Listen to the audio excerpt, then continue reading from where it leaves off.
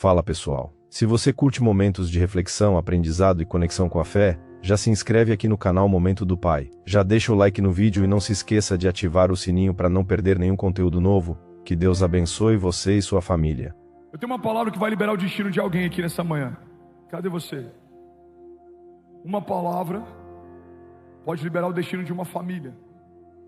Uma família pode liberar o destino de uma nação. Uma nação pode liberar o destino de uma geração inteira. E geração atrás de geração contarão as grandiosidades dos feitos de Deus.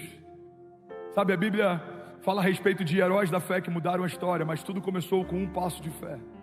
E é sobre isso que eu quero falar nessa manhã. Você está feliz ainda? Diga amém. Antes da gente começar, eu queria convocar aqui pelo menos uns 400 incendiários. Tem algum incendiário aqui nessa manhã? Vamos, tem alguém apaixonado por Jesus nessa manhã? Aleluia. Você que já é filho da casa, você sabe. Quando Deus tocar você, reage a isso. Quando algo se mover no teu espírito, no teu interior, reage a isso. Quando algo fizer sentido para você, reage a isso. Você pode ficar de pé no seu lugar, você pode celebrar, você pode gritar, você pode correr, mas em nome de Jesus, faça alguma coisa enquanto Deus está mudando a sua história. Você está comigo? Diga amém. A palavra de hoje, o tema da mensagem de hoje é posicionamentos. Jesus, vai dar certo. Posicionamentos que liberam destinos. Fala comigo, posicionamentos liberam destinos. Uma das maiores mentiras que contaram pra gente é a ideia de que uma fé passiva gera algum tipo de resultado. Uma fé passiva é uma fé medrosa, uma fé passiva é uma fé preguiçosa. Uma fé passiva é uma fé que entendeu que a ideia de aguardar em Deus significa não fazer nada até que Deus faça. Quando na verdade a ideia bíblica de esperar em Deus significa fazer a parte que Deus me pediu e confiou e ter a convicção que a parte dele, Ele já fez. Alguém comigo aqui, diga amém. 40 anos de idade, mora com os pais, não sabe o chamado, não se envolve, não participa. O que você está fazendo? Eu estou esperando em Deus. Não, você não está esperando em Deus, você está desperdiçando algo que vai ser cobrado. A Bíblia fala sobre uma parábola de talentos, e a Bíblia fala que talentos foram distribuídos, confiados, mas no tempo certo, foram medidos e prestamos conta daquilo que fizemos com o que recebemos. Existe uma diferença muito grande, igreja, entre aquilo que Deus te deu e o que você faz com aquilo que Ele te deu. Tem pessoas que receberam menos de Deus, fazendo mais do que pessoas que receberam muito de Deus e não estão fazendo nada. E é sobre isso que eu quero falar nessa manhã. Eu quero chacoalhar você, despertar você, ativar você, para que você saia daqui nessa manhã sonhando os sonhos de Deus. Nada menos do que os sonhos de Deus, nada menor do que a vontade de Deus. Vamos, alguém aqui? Nada abaixo do que as promessas de Deus. Não, você não vai se encantar com os presentes de Deus. Os presentes de Deus são presentes, mas não são mais importantes do que a presença dEle. Não, você não vai descansar e ficar confortável demais nos palácios. É nesse lugar que muitos reis perderam as suas guerras. As distrações matam mais do que muitos gigantes. Sansão não foi vencido por um gigante, Sansão foi vencido por uma distração.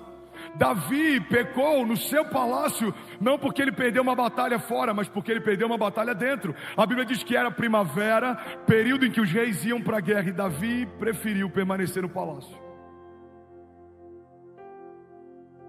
As distrações roubaram de muitos líderes na nação algo poderoso que Deus havia confiado para eles. Líderes que estabeleceram ministérios prósperos, mas se perderam com recursos. Líderes que estabeleceram um ministério próspero, tocaram milhares, curaram milhões, mas se perderam por conta de um acesso, 10 minutos, que envergonharam toda a sua história. Homens grandes na nação que mancharam a história da família por conta de adultério. Mas assim como nenhum milagre acontece da noite para o dia, as brechas que a gente abre também não acontecem da noite para o dia. Nenhum cara extraordinário que a gente conheceu, que caiu com a secretária, caiu da noite para o dia. Não, são mensagens, acessos, pensamentos, liberdades. Nenhum grande líder que perdeu a isenção em relação a recursos, perdeu da noite para o dia, não. vai perdendo a pureza, negligenciando princípios, o coração vai se cauterizando. Então eu vim aqui nessa manhã te lembrar que assim como posicionamentos que nos levam para caminhos de morte, são escolhas que a gente faz, posicionamentos que nos levam para caminhos de vida também. E é esse bom caminho, e é essa boa parte que você e a sua casa vão escolher e vão viver em nome de Jesus. Se alguém está comigo aqui em nome de Jesus, diga amém.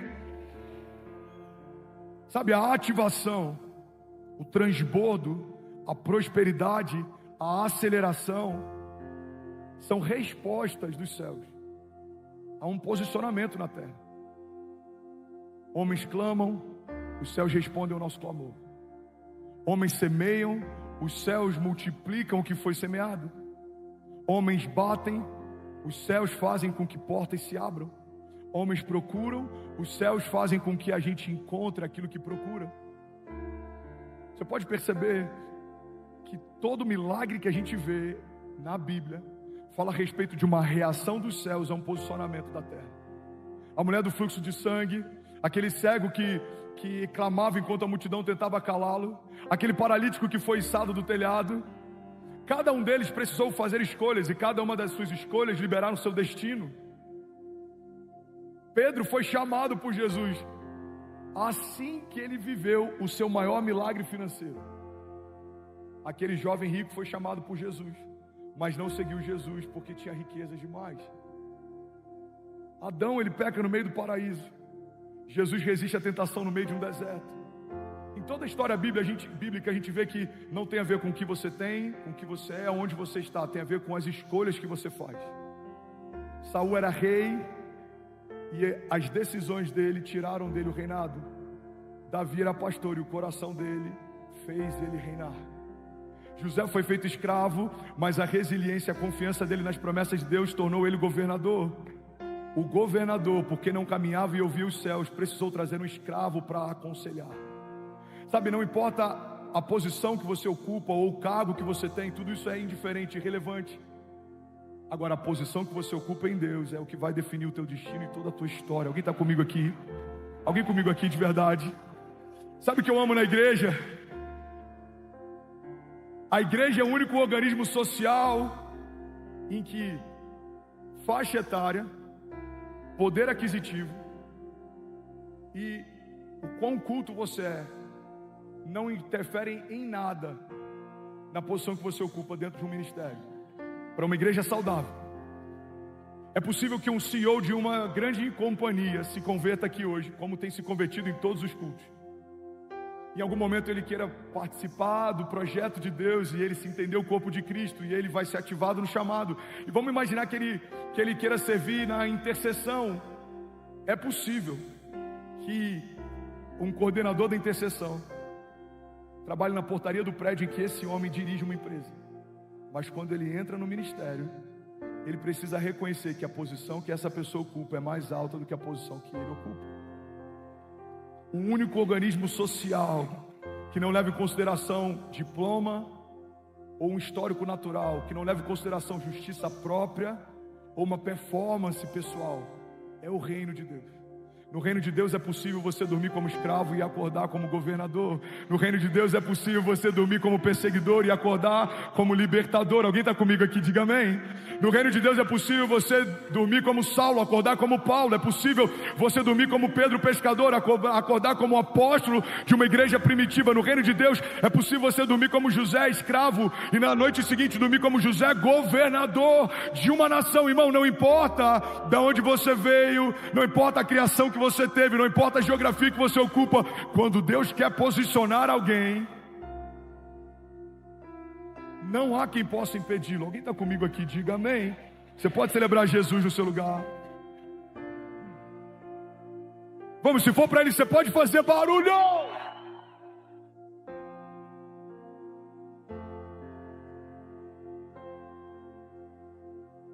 Agora, o que diferencia homens naturais que se tornam extraordinários e homens extraordinários que escrevem uma história ordinária? É o seu posicionamento, é o seu nível de obediência, é o seu nível de resiliência, é o seu nível de honra. Ontem a gente fez o último Experience. Puder abaixar só um pouquinho o teclado. Ontem a gente fez o nosso último Experience em Curitiba. Percorremos 6 estados em 6 dias. Em algumas cidades, 2 sessões. Café à tarde com todos os pastores, todos os dias. Reunião depois dos cultos, todas as noites. Fizemos o Experience, mais de 10 mil pessoas no auditório, 130 mil pessoas online. No dia seguinte embarcamos de novo. Ontem, na última sessão do último culto, do último estado, da última cidade, eu estava exausto. E aí eu falei com o pastor André, eu falei, pastorzão, deixa eu só celebrar esse último culto. Eu quero pregar, eu estou exausto. Eu vou ser sincero, eu nem queria estar aqui, eu queria estar com meus filhos, eu estou morrendo de saudade deles. E aí ele falou, Fernandes, eu preciso que você pregue. Pastorzão, eu amo te ouvir pregar, a igreja ama te ouvir pregar, eu estou aqui só para te honrar. Me poupa dessa. Ele falou, cara, é importante para mim que você pregue. E aí eu subi e preguei.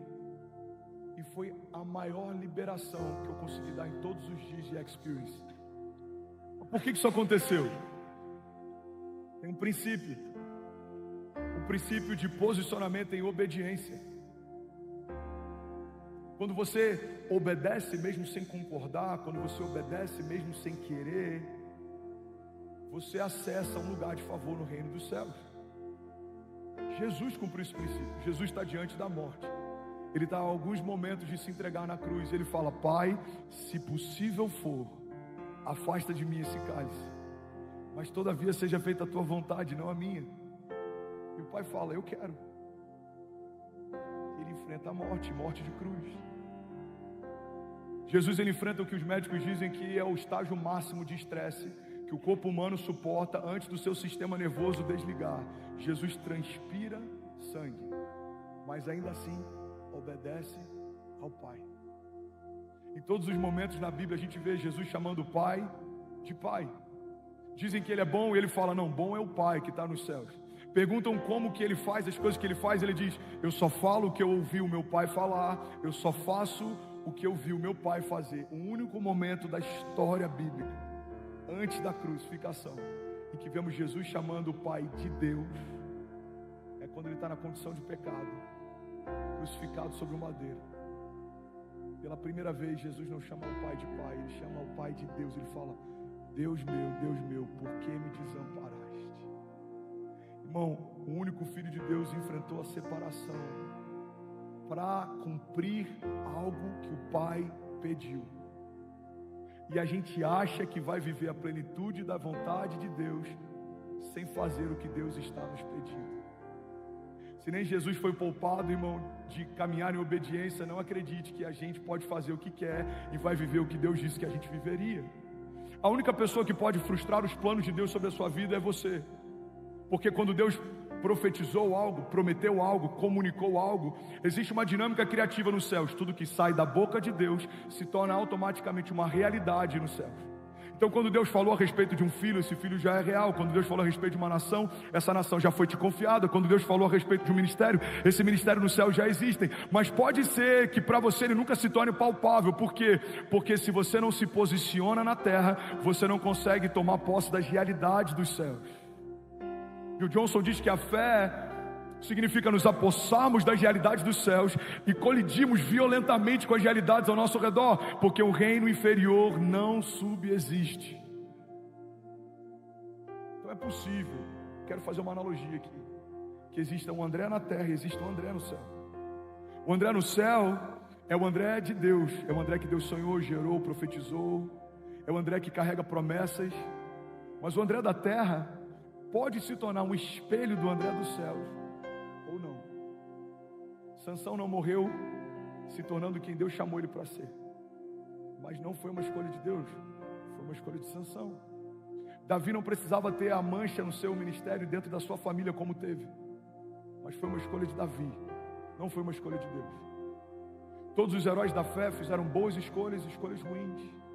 Mas eles estão na galeria dos heróis da fé porque fizeram mais escolhas boas do que ruins. Irmão, guarda isso aqui em nome de Jesus. A gente vai errar no meio da nossa jornada. A gente vai forçar portas que a gente achou que a gente estava rompendo elas. A gente vai entrar em ambiente que a gente achou que foi Deus quem proveu, mas na verdade era a gente que queria.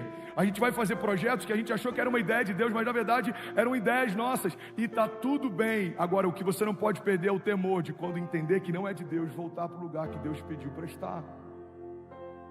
Talvez você está aqui nessa manhã e você abriu concessões na tua empresa, você abriu brechas na tua casa, você negligenciou o teu chamado, você deixou para o passado ou escondeu sementes.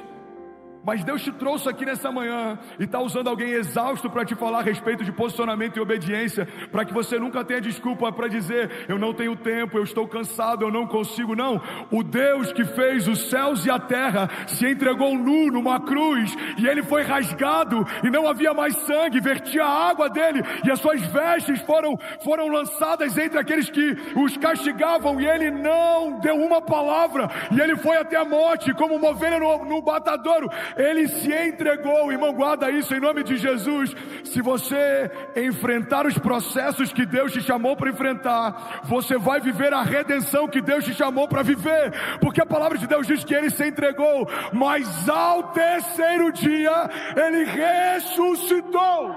Aleluia, aleluia.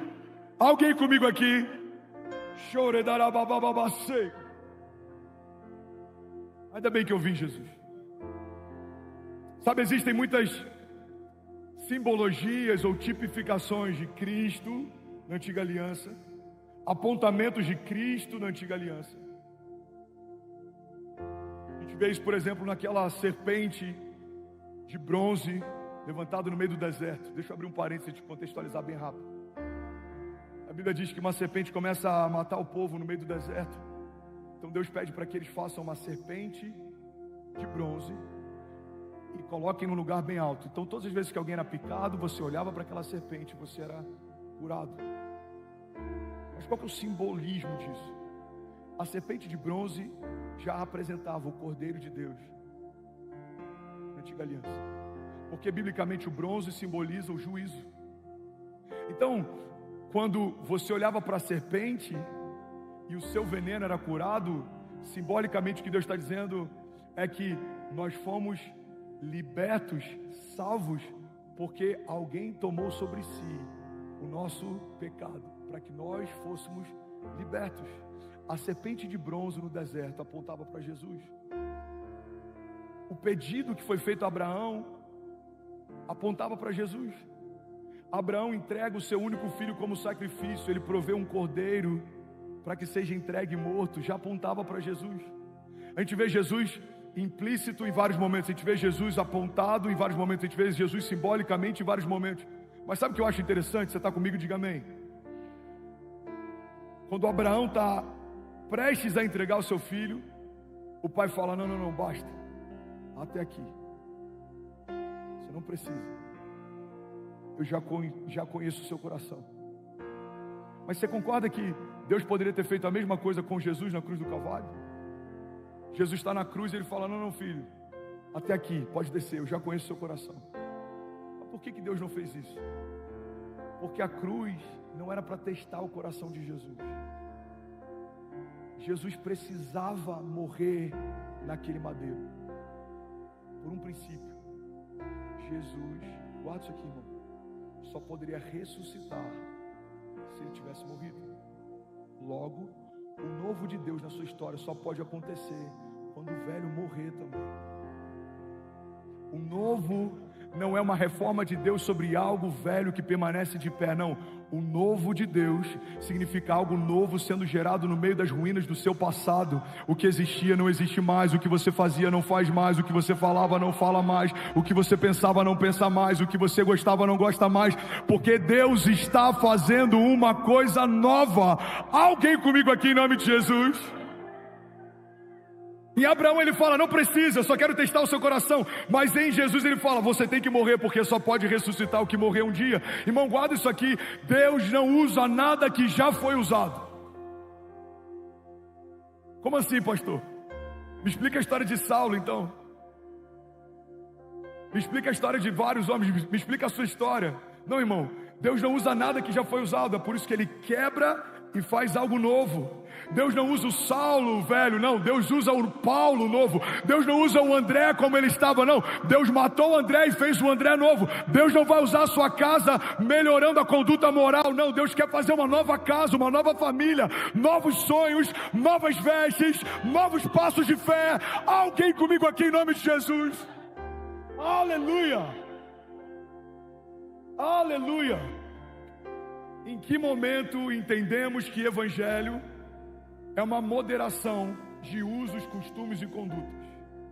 Em que momento reduzimos a verdade do novo nascimento e o poder de uma aliança feita com o sangue do próprio Deus a um clube social que xinga menos ou não xinga, bebe menos ou não bebe? O evangelho não é só sobre você ser alguém comedido ou conservador. O evangelho fala a respeito de um escravo que se tornou filho.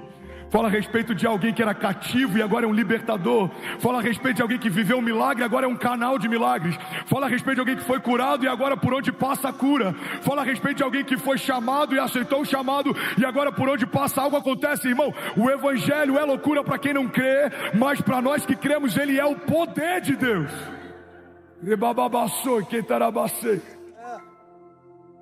Agora, quando eu não entendo isso, eu não consigo me posicionar à altura do que o evangelho é e do chamado que Deus me fez. Não, estou posicionado, pastor. Todo domingo eu estou lá. Sempre que dá eu dizimo. De vez em quando eu até sirvo. Deus não te chamou para ser um crente, irmão. Jesus não se entregou para você se tornar evangélico. O unigênito de Deus não morreu para você fazer parte de um clube. Não, você foi chamado para ser um libertador. Você foi ungido por Deus, você foi separado por Deus, você foi chamado por Deus, você foi sonhado por Deus. A Bíblia diz que fomos reconciliados com Deus através do sacrifício físico de Jesus, mas não só isso, recebemos também da parte dele o ministério da reconciliação. Você é um reconciliador, você é um agente de paz, você é um agente de justiça. Por onde você passa, coisas acontecem, ou pelo menos deveriam acontecer. Quando algo sai da sua boca, é revestido de graça e sabedoria. Você tem a palavra certa na hora certa. Você não é pessimista, porque não dá para ser pessimista enxergando o que os céus dizem a respeito do nosso futuro. Não, você vê o que ninguém vê, você crê no que ninguém crê, você vive o que ninguém vive. Essa é a dinâmica da fé. A fé nada mais é do que ver o invisível, crer no inacreditável, se mover pelo impossível. O mundo natural diz não dá, não vai acontecer, não tem como. Os homens espirituais dizem já aconteceu. Aleluia. Aleluia. Agora a nossa medida está tão baixa que pregar cansado parece martírio, que crer no impossível parece que você é um visionário, que não desanimar quando está doente ou no leito parece que você é crente demais. Quando eu estava doente, as pessoas surpreendiam porque eu não me abatia, eu não me entreguei. Mas eu falei para eles, eu prego por anos a respeito de um Deus de milagres, eu falo para as pessoas não se abaterem no dia mal. Agora a minha mensagem tomou vida, o meu sermão virou gente. Como que as ovelhas que eu falo por anos que não podem se abater no dia mal vão me encontrar batido no dia mal? Eu preciso caminhar à altura daquilo que eu prego. Aí alguns falam, Fernandes, você é um visionário, você está enxergando algo grande. Não. Isso não é ser um visionário, isso é ser coerente.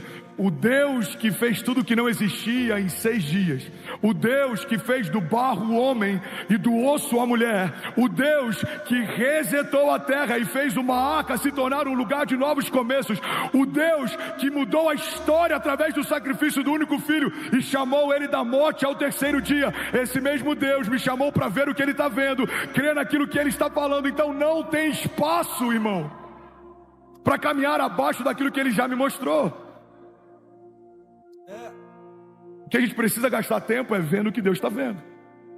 E depois que você enxergar isso, você precisa caminhar à altura daquilo que ele te mostrou. O mundo dos negócios eles chamam de big picture. Você tem que ter uma big picture, ou você tem que ter um big idea, você tem que ter uma ideia principal, você tem que ter algo que ancora tudo que vai ser construído no entorno. Mas no reino de Deus, isso é promessa, palavra. Deus te prometeu algo, Deus te mostrou algo, Deus te falou algo. E enquanto Ele te falava, isso já se tornava realidade. A questão não é se aquilo que Deus falou é real ou não. A questão é se você vai acessar o lugar onde Ele guardou isso. A Bíblia diz que Deus já nos abençoou com todas as bênçãos espirituais nas regiões celestiais, em Cristo Jesus. Você está comigo? Quando Deus promete algo a alguém, instantaneamente o que foi prometido já é real. Mas Ele está guardado nas regiões celestiais em Cristo Jesus. Você precisa acessar. Quantos traficantes carregam nomes de profetas? Quantos deles você crê que vão ter o mesmo destino que os profetas? Agora, o que mudou o destino deles? São as escolhas, não as promessas. Cada um deles tinha promessas tão gloriosas como você tem.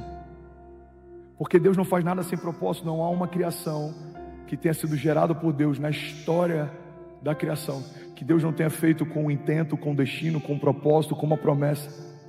Então, é possível morrer sem as promessas se cumprirem? É óbvio que é.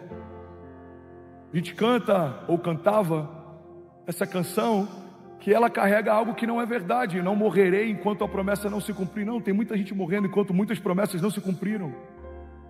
Quem tem promessa de Deus não morre, não. Morre sim.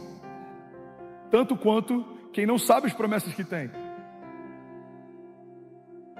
Então o que eu preciso saber? Se eu sei as promessas que eu carrego, eu preciso viver por elas. Eu preciso ser consumido por elas. Eu lembro que uma vez a gente estava no meio de um mutirão lá em Miami. E eu estava exausto, e eu estava envolvido, e a gente estava sonhando. E aí um jovem falou para mim: pastor, é apaixonante ver como você se doa pela igreja. Eu falei para ele: cara, um dia eu disse para Jesus que eu morreria pela obra. Eu preciso viver por ela. Você em algum momento já disse: eu morreria pelos meus filhos. Você morreria por eles? Então viva por eles. Eu morreria por Jesus. Você morreria por Jesus? Então viva por Jesus. Porque não é coerente a gente falar: eu não negaria a minha fé e morreria por Ele, mas na nossa semana a gente não vive por Ele, não tem tempo com Ele, não se dedica aos sonhos dEle, não conhece os planos dEle, não se move pela agenda dEle. Irmão, Ele não pode ser adicionado na sua agenda, Ele precisa se tornar a sua agenda. Deixa eu abrir um espaço aqui para Ele no domingo. Uau, esse domingo eu consegui vir. Não, Ele é tudo em todos, Ele é o princípio e o fim, nele tudo subsiste. Ele recebeu de Deus a plenitude, o nome dele está acima de todo nome que se possa mencionar, não só no tempo presente como no vindouro também. Ele está acima de todo principado e potestade, Ele está acima de todo poder e autoridade. Ele não existe, Ele é, antes que tudo fosse, Ele já era. Ele estava com o Pai no princípio, Ele era Deus, e todas as coisas foram feitas por meio dele, e sem Ele nada do que foi feito se fez. Ele te viu quando ninguém via, Ele te fez quando nada existia, Ele te nomeou antes dos seus pais existirem ou te nomearem. Ele já era. Alguém comigo aqui, levante suas mãos e diga: eu creio que a vontade de Deus é boa, perfeita e agradável. Diga: eu e a minha casa estamos debaixo da vontade de Deus. Diga: eu sou quem Ele diz que eu sou. Eu tenho o que Ele diz que eu tenho. Diga: eu posso o que Ele diz que eu posso, em nome de Jesus. Você pode celebrar Jesus no seu lugar.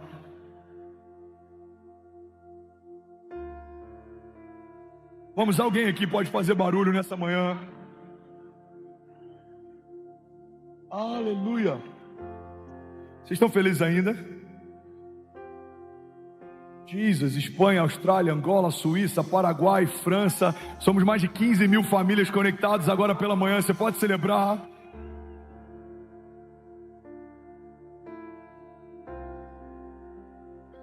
Deus não usa homens medrosos, nem preguiçosos, nem passivos. Deus não usa homens que são bons em desculpas ou vitimistas. Mas Deus também não precisa que você seja bom naturalmente para aquilo que Ele vai fazer, porque não é sobre você, é só sobre o seu posicionamento. Ele usa um homem que não é bom de fala para falar com o faraó. Ele dá para ele um cajado e um pedaço de madeira abre o mar. É porque nunca foi sobre o pedaço de madeira ou sobre a qualidade da fala que ele tinha, sempre foi sobre um posicionamento que ele teve. Deus disse vai, e ele foi. Deus disse fala, ele falou. Deus disse confia, ele confiou. Deus disse toca, ele tocou. E tudo aconteceu a partir dos posicionamentos que Moisés teve. Nunca foi sobre a capacidade produtiva de Noé, ou sobre a tecnologia de engenharia daquela arca, sempre foi sobre o posicionamento de Noé. Enquanto ele construía algo que Deus pediu para construir, todos ao seu redor zombavam da sua construção. Noé parecia estúpido até as primeiras gotas de chuva caírem. Nunca foi sobre a eloquência de Pedro, ou sobre a sua teologia. Ele era um pescador rude, não era culto, não era douto, mas ele acaba de viver o maior milagre financeiro e abre mão da sua maior pescaria para seguir a um Deus de milagres. Irmão, olha para mim em nome de Jesus. Muitos de nós fomos chamados assim como Pedro foi, mas preferimos ficar com a última pesca maravilhosa do que seguir Jesus, aquele que faz milagres. Quantos aqui pediram coisas para Deus e quanto receberam, deixaram Deus seguindo, mas preferiram permanecer no lugar do último grande milagre? Guarda isso aqui em nome de Jesus, irmão. Eu sou pastor há alguns anos, mais de 10 anos pastoreando pessoas, e eu já vi muitas vezes pessoas pedindo coisas para Deus, que quando Deus deu, essas coisas se tornaram a desculpa pelas quais essas pessoas não tinham mais tempo para Deus. Pastor, meu sonho é ter uma empresa para eu poder me dedicar mais à obra. 3 anos depois, irmão, cadê você, pastor? A empresa, você sabe como é que é, tá uma loucura. É reunião, é trabalho, é cansaço. Pastor, o meu sonho é casar, e quando eu casar a gente vai se dedicar à obra. Casou, você não vê mais. Não deixe que os presentes que Deus te deu para testar o seu coração se tornem um motivo pelo qual Deus não te dá novas ondas de favor e graça. Quando Pedro recebe uma pesca maravilhosa, ele recebeu mais do que um milagre pontual. O coração dele foi testado, porque se ele abre mão de uma rede cheia para me seguir, eu posso confiar para ele uma geração. Ele não vai se perder. Por que Jesus não chama Pedro enquanto as redes estão vazias? Por que Jesus, quando viu Pedro frustrado, não chamou ele para segui-lo? Porque se o Pedro frustrado segue Jesus, o peso do posicionamento de Pedro era diferente. Mas quando Pedro abastado, que acabou de viver um milagre, as redes estão cheias, segue Jesus, o peso da renúncia dele é diferente. Quantas coisas a gente já deixou de viver em Deus porque preferiu o conhecido ordinário do que teve coragem de se lançar no extraordinário desconhecido de Deus? Deus está falando com alguém aqui nessa manhã? Estamos em Alphaville. Para alguns a terra do networking, para outros a terra da oportunidade, para nós a terra do avivamento. Vamos quebrar cada um dos altares que foram estabelecidos aqui. Não, nós amamos a Deus mais do que o dinheiro. Alguém aqui? Amamos a Deus mais do que oportunidades, amamos a Deus mais do que acessos naturais, amamos a Deus mais do que estratégias humanas. E porque amamos a Ele mais do que todas essas coisas, Deus vai nos dar acessos, recursos, estratégias, avanço, multiplicação. Porque a palavra de Deus nos dá um conselho: busque em primeiro lugar o meu reino e a minha justiça, e essas coisas vos serão acrescentadas. Não busque como primícia o que os céus chamam de acréscimo. Busque o meu reino e essas coisas serão acrescentadas. Então Deus está dizendo: isso é primícia, isso é acréscimo. Mas quando a gente está perdido, a gente busca em primeiro lugar a estabilidade e a realização dos sonhos, a nossa agenda pessoal, as nossas vontades, e em algum momento acrescentamos ao reino. Irmão, não trate, fala para quem está do seu lado, não trate como acréscimo o que os céus chamam de primícia. Plantados na casa do Senhor, florescerão nos seus átrios, diz a palavra. Alguém comigo aqui ainda? Alguém feliz com Jesus ainda? Eu vou ler rapidinho algumas passagens bíblicas que falam a respeito de condicionais que Deus estabelece. Pastores, me ajudem, vamos junto. Não parem de interceder, Deus está fazendo algo poderoso aqui nessa manhã, eu não tenho dúvidas disso. A medida de toda a resistência é proporcional à medida daquilo que Deus está fazendo. Quando Davi é um pastor, animais levantam para tentar pará-lo. Quando ele se torna rei, o inferno comissiona reis para tentar pará-lo.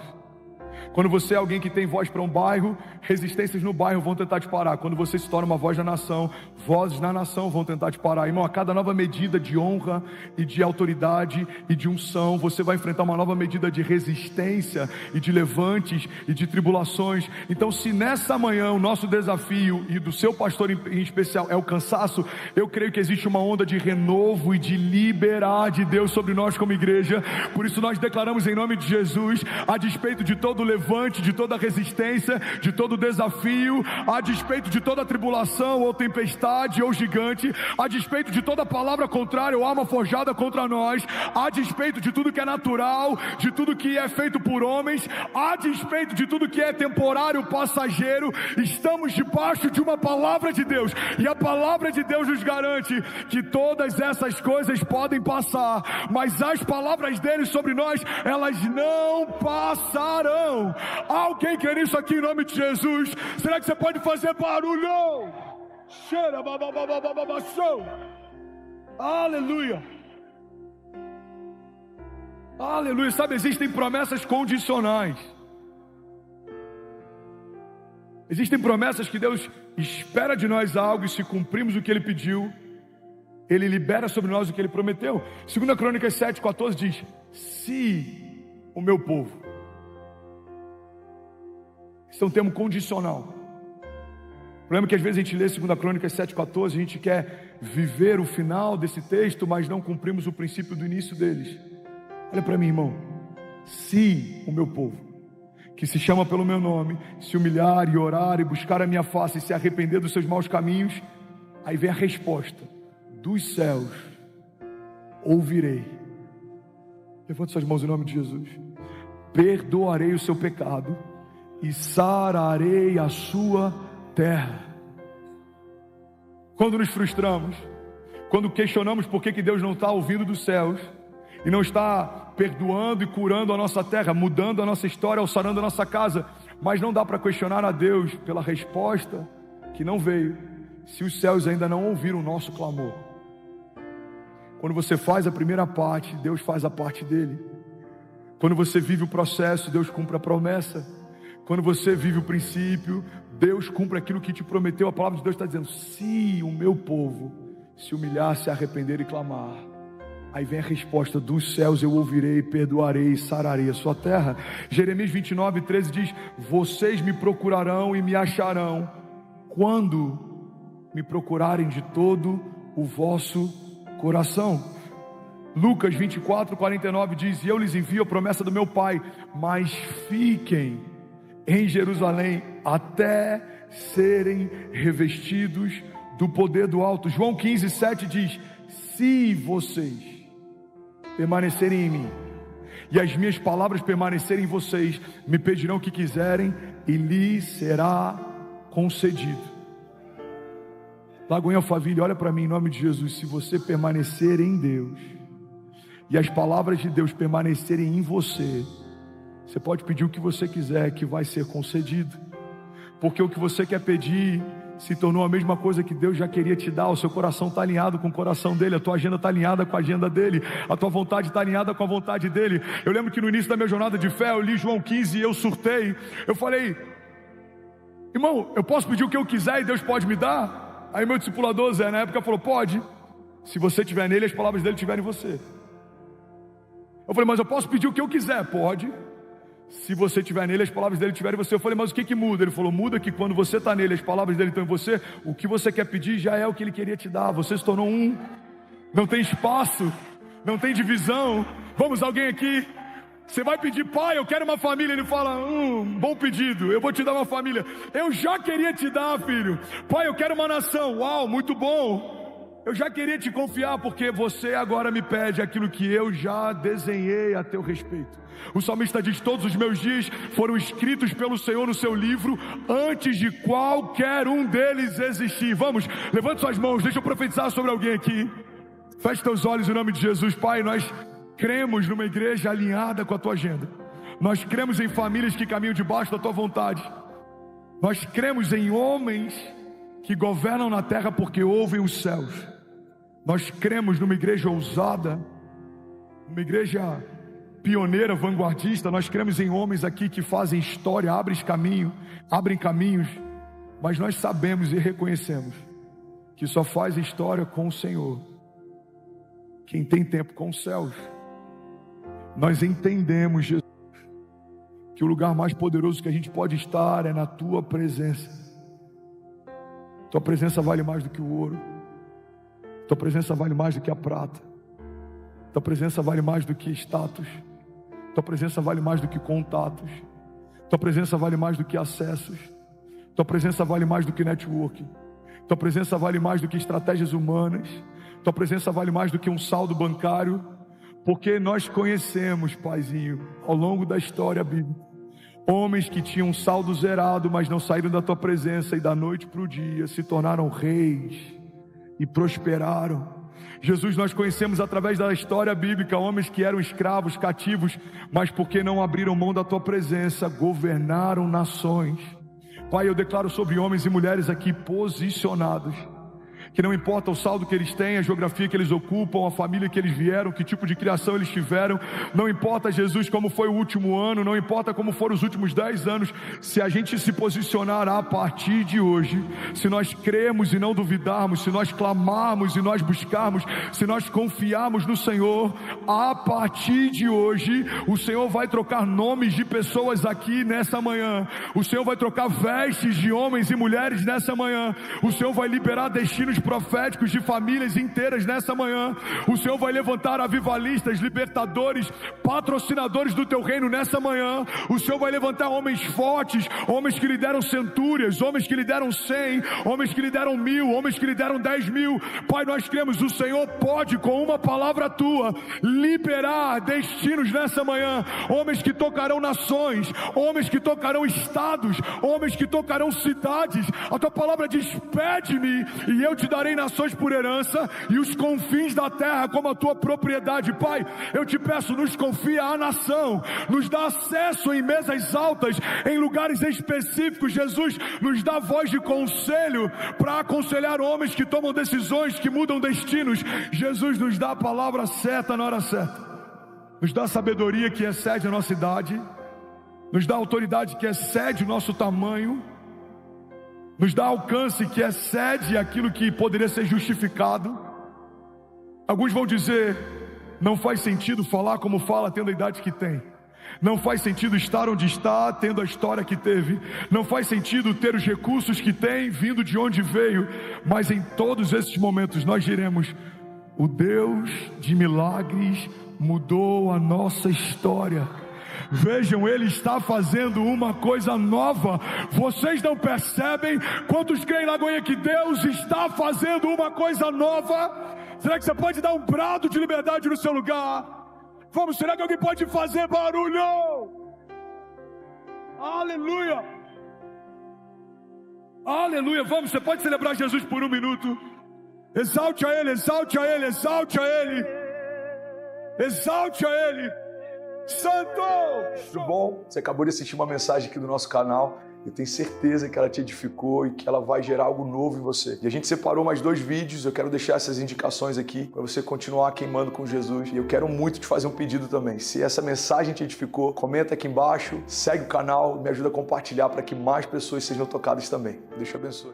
E assim chegamos ao final de mais um Momento do Pai. Se esta mensagem tocou o seu coração, não aguarde só para você. Compartilhe este vídeo com seus amigos, sua família e em seus grupos, para que mais pessoas possam ser alcançadas por esta palavra de fé. Além disso, quero que saiba que este é um espaço seguro para nos conectarmos em oração. Se você ou sua família estão precisando de uma prece, escreva seu pedido aqui nos comentários. Estaremos lendo e orando por cada um de vocês. A sua causa é a nossa causa. Que a bênção do Pai, do Filho e do Espírito Santo esteja com você e sua família hoje e sempre.